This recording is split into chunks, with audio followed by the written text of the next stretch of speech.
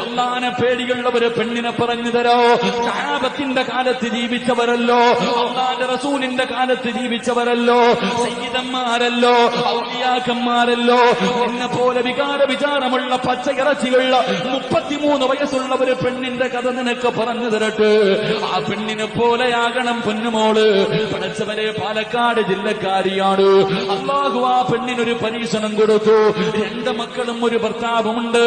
ആ പെണ്ണിന് അള്ളാഹു കൊടുത്ത രോഗം എന്തെന്നറിയോ? ഡോക്ടർ പറയുന്നു, അന്യപുരുഷന്റെ കൂടെ ശാരീരികമായി ബന്ധപ്പെടാതെ ഇനി എനിക്ക് ജീവിക്കാൻ കഴിയില്ല. എന്ത് ചെയ്യണമെന്ന് ചോദിക്കുമ്പോ അവസാനം പറഞ്ഞു കൊടുത്തു, പെങ്ങള്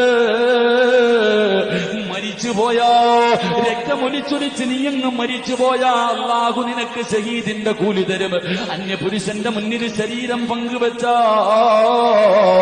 നിന്റെ ദുനിയാവും ആഖിറവും നഷ്ടപ്പെട്ടു പോകുമെന്ന് പറയുമ്പോ കരഞ്ഞുകൊണ്ട് പറയുന്നു, ഉസ്താദ്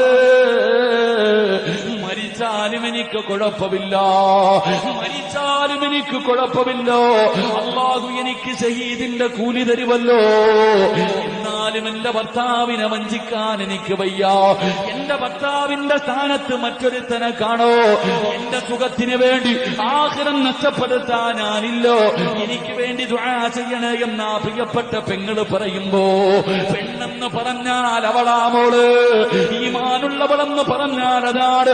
അന്യവന്റെ കൂടെ ശാരീരികമായി ബന്ധപ്പെടലല്ലാതെ ഇനി ജീവിക്കാൻ ഒരു വഴിയില്ലെന്ന് ഡോക്ടർ പറഞ്ഞപ്പോ പോലും അവള് പറഞ്ഞ മറുപടി എന്തെന്നറിയോ? നീ